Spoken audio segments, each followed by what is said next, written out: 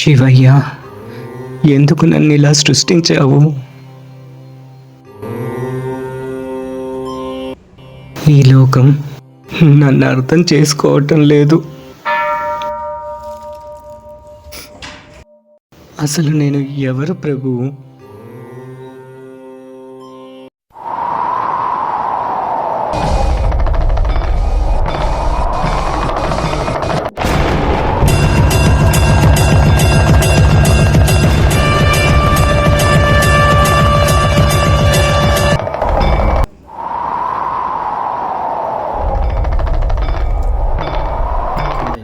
నీవు లోకానికి ప్రశ్నవి కాదు, నీవు నా సృష్టిలో ప్రత్యేక రూపం.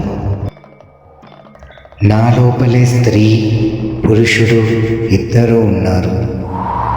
నీవు కూడా అదే దైవత్వం యొక్క ప్రతిబింబం.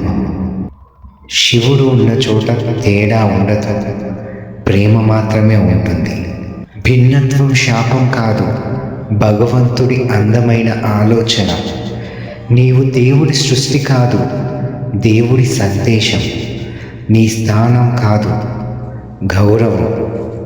మృత్యుంజయాయ రుద్రాయ నీలకంఠాయ శంభవే అమృతేశాయ శర్వా